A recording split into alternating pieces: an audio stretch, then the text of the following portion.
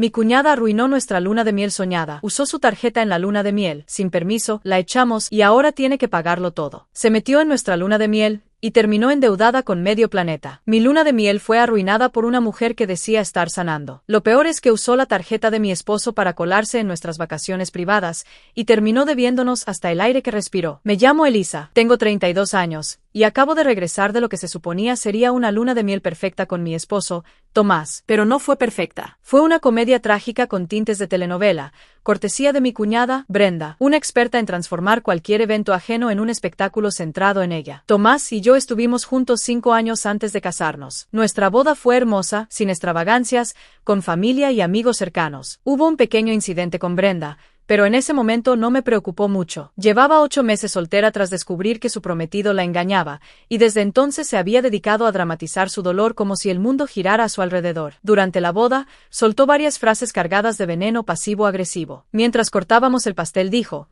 disfrútenlo mientras dure. Cuando mi mamá comentó lo enamorados que nos veíamos, ella se rió y soltó: eso decían de mí y de Rubén también. Tomás la enfrentó discretamente, y ella se detuvo. Yo no le di demasiada importancia. No iba a permitir que los comentarios ácidos de mi cuñada arruinaran el día más feliz de mi vida. Tras la boda, emprendimos nuestro viaje de luna de miel. Era un sueño por el que habíamos ahorrado más de un año. Un resort de lujo frente al mar, 2 semanas de romance, descanso y todo el capricho que podíamos darnos. Nos costó $12,000, lo cual era muchísimo para nosotros, pero sentíamos que lo valía. Los primeros días fueron mágicos. El resort era incluso más hermoso que en las fotos. Teníamos una habitación con piscina privada y vista al océano. Nos sumergimos en masajes en pareja, cenas con velas, paseos por la playa, desayunos lentos sin mirar el reloj. Era perfecto. Hasta la tercera noche, estábamos en un restaurante del resort cuando noté que Tomás se puso pálido de repente. Pensé que algo le había caído mal o que se estaba ahogando con un bocado. Pero no, la verdadera indigestión estaba justo detrás de mí. Sorpresa, escuché. Me giré y ahí estaba Brenda, vestida como turista feliz, con una sonrisa amplia y los brazos abiertos,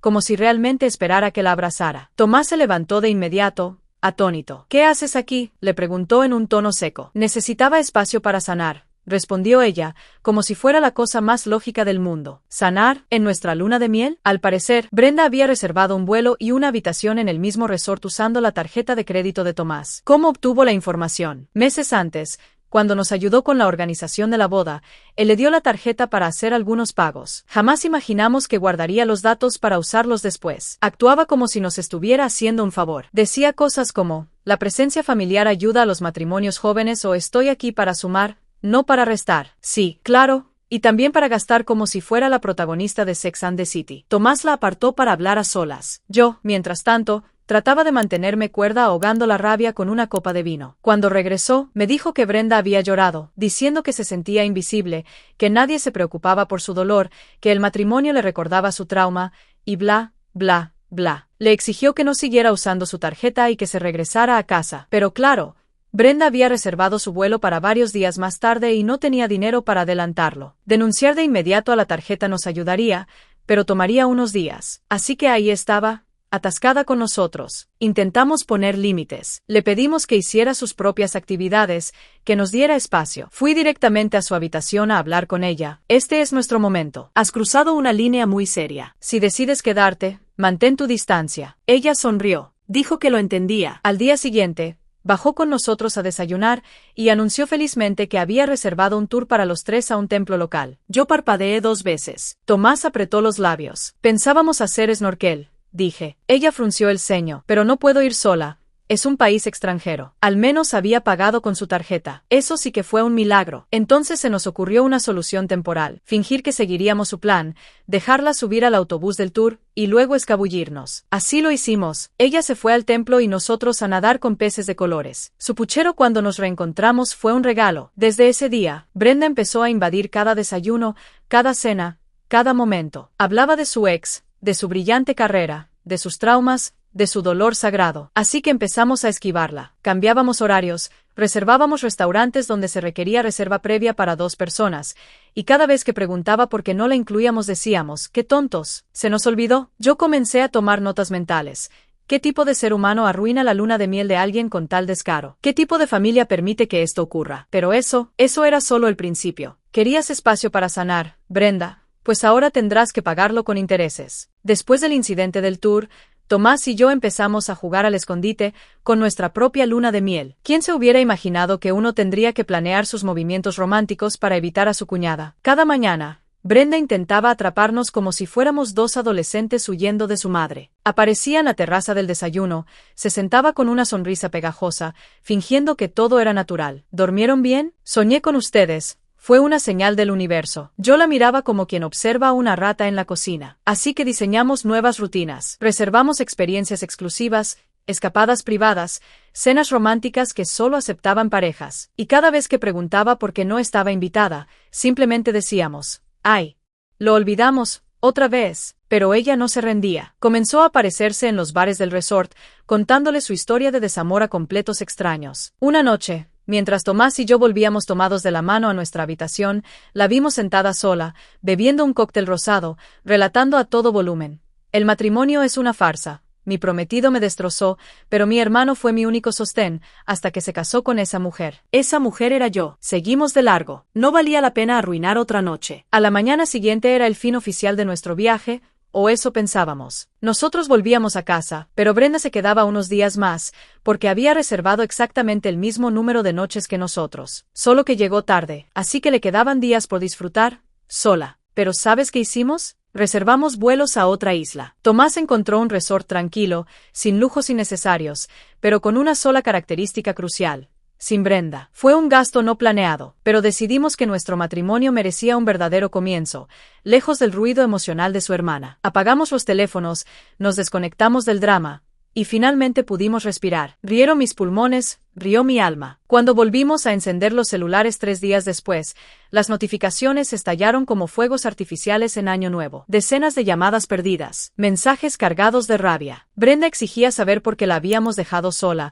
cómo nos atrevíamos a abandonarla en un país extranjero sin avisar. Y lo mejor, ahora no podía pagar la cuenta. La compañía de la tarjeta había revocado los cargos hechos con la tarjeta de Tomás tras la denuncia, y Brenda quedó con una cuenta pendiente enorme. No podía abandonar el hotel. Amenazaban con llamar a la policía si no pagaba. Y como no tenía otra tarjeta con suficiente crédito, ¿a quién llamó? A sus padres. Norma y Jorge, mis suegros, entraron en escena como si fueran los productores ejecutivos del drama. Nos esperaron en casa con una actitud teatral, exigiendo explicaciones, disculpas, el reembolso. Sí, reembolso. Pedían que les pagáramos el vuelo de emergencia de Brenda, la estadía en el resort y, para colmo, la excursión al templo que nunca hicimos con ella, porque fue un gesto generoso de su parte. Ahí es cuando solté una carcajada. No pude evitarlo. ¿En qué planeta paralelo se supone que debía agradecerle por arruinar mi luna de miel? Tomás fue claro: no vamos a pagar nada, ni a disculparnos. Al contrario, estamos considerando demandarla. Esa misma noche, Brenda vino a nuestra casa. Entró como una tormenta, gritando que la habíamos humillado,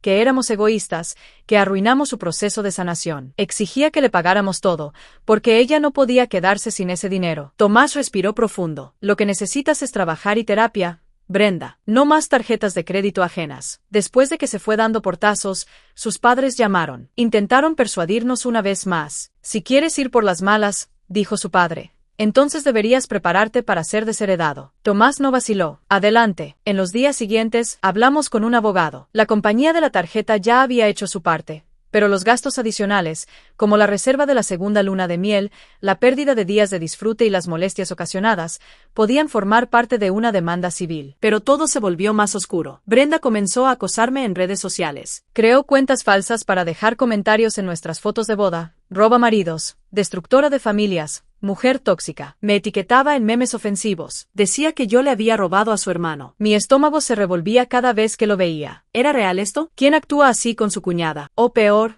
¿con su hermano? Porque sí, había algo en la obsesión de Brenda con Tomás que me ponía la piel de gallina. La prima de Tomás, Sofía, nos confirmó nuestras sospechas. No era la primera vez. Brenda ya había saboteado otras bodas, fingido despidos para recibir atención, interrumpido ceremonias con ataques de pánico inventados. Lo nuestro solo fue la versión más costosa y delirante. Una semana después, revisando los estados de cuenta de la tarjeta de Tomás de los últimos meses, descubrimos lo impensable. Brenda ya había estado usando la tarjeta sin autorización desde antes de la boda. Pequeñas compras, comidas, un spa, más de $2,000 escondidos entre los gastos legítimos de la organización. Fue el punto de quiebre. Presentamos una denuncia formal por fraude. Y entonces, Brenda regresó a nuestra casa una vez más, llorando, gritando, diciendo que se haría daño si no cancelábamos la denuncia. Me están destruyendo la vida. Cuando no esté ustedes sabrán que fue su culpa. Llamamos de inmediato a los servicios de emergencia. Se la llevaron en ambulancia para una evaluación psiquiátrica. Y en el fondo, aunque todo esto parecía una novela distorsionada,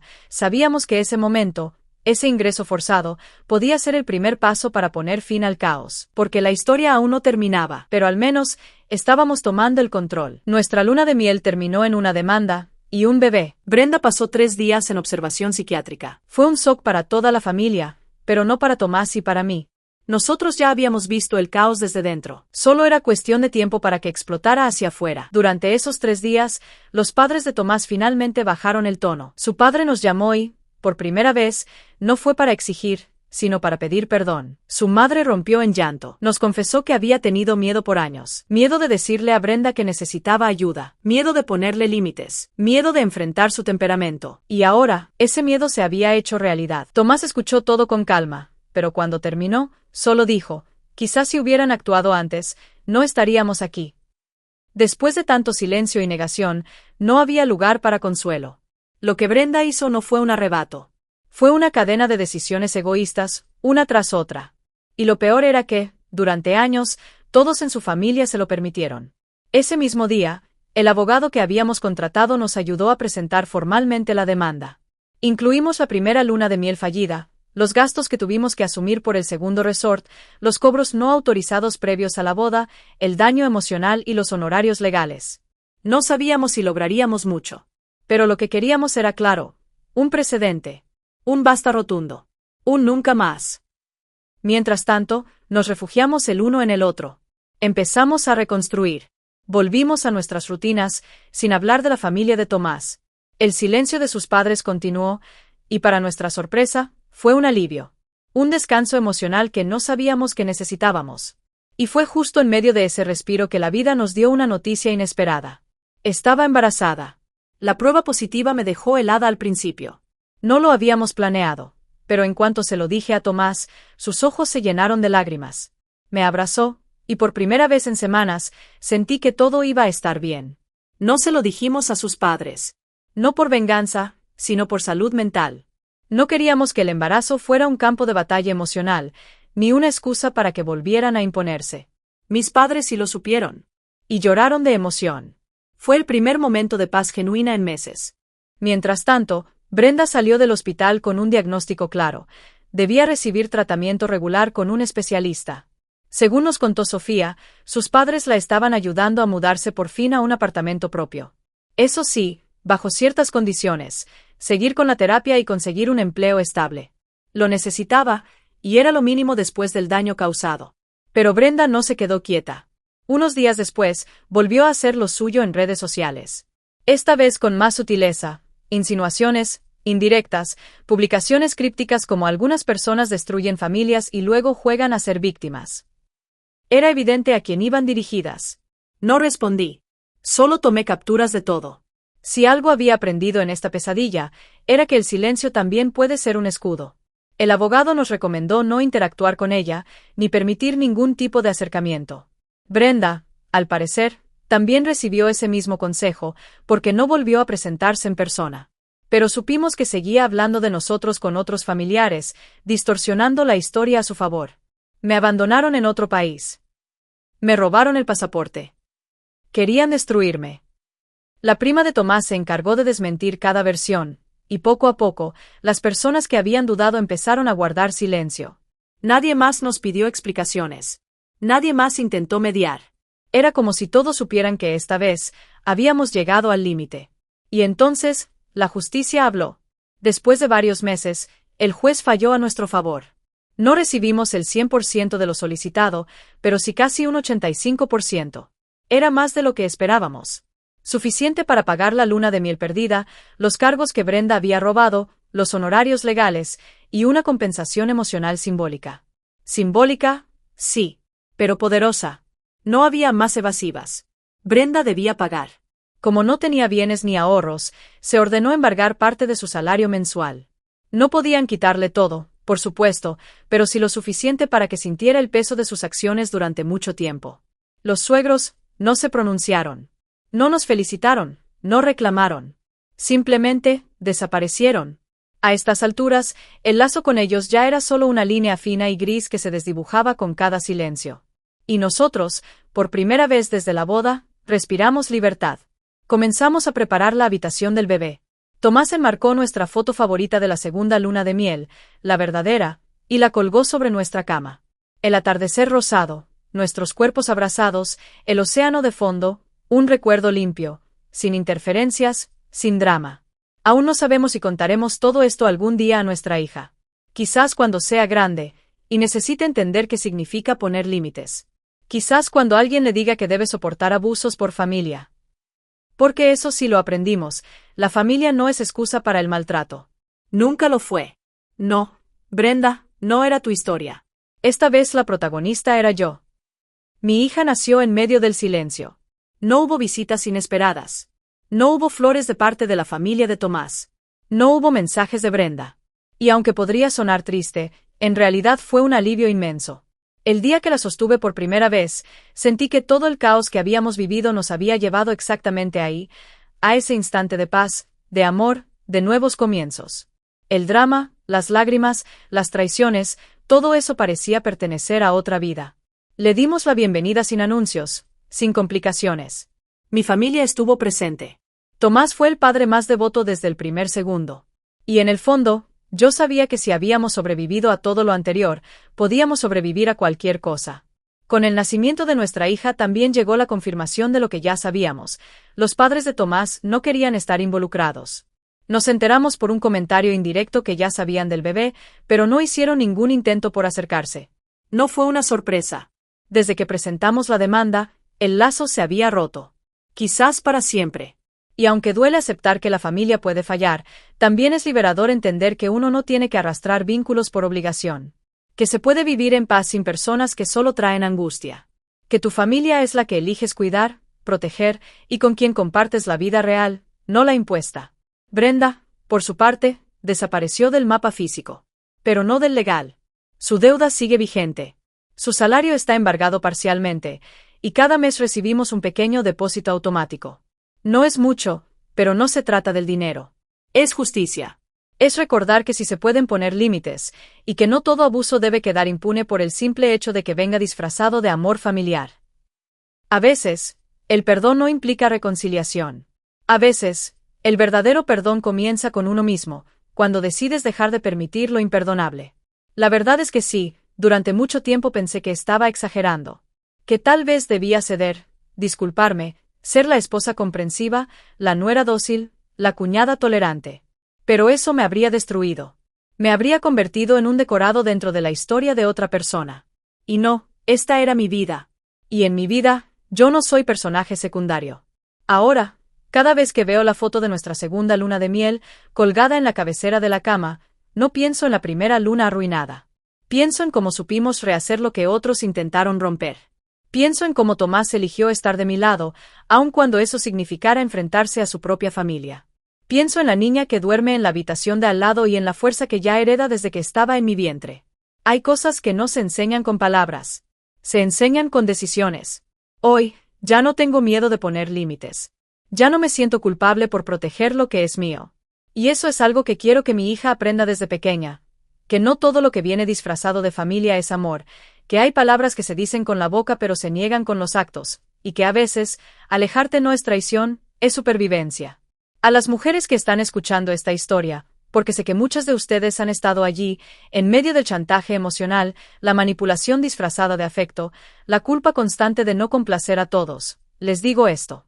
No estás sola. No eres egoísta por poner límites. No estás mal por decir, hasta aquí. Tu historia también merece ser contada, sin interrupciones. Tu felicidad no es un favor que le pides al mundo. Es un derecho. Y nadie, ni una cuñada, ni un suegro, ni una madre, ni una hermana, tiene poder sobre tu vida si tú decides recuperar ese poder. Esta experiencia no nos rompió. Nos unió. Esta familia pequeña, de 3 personas, es mi universo ahora. Y te juro que es más que suficiente. Hoy, Brenda es apenas un recuerdo borroso que huele a ego y necesidad crónica de atención. Ya no ocupa espacio en mi mente, ni en mis emociones. Pero sí me dejó una lección que no olvidaré jamás. Si alguien irrumpe en tu historia sin respeto, sin permiso, sin amor, no le debes un lugar. Le debes una salida. Gracias por acompañarme hasta el final de esta historia. Si te ha gustado y te hizo reflexionar, te invito a darle like y a suscribirte al canal. Solo tienes que buscar el botoncito rojo debajo del video y hacer clic. Es gratis y con eso nos ayudas muchísimo a seguir compartiendo historias como esta.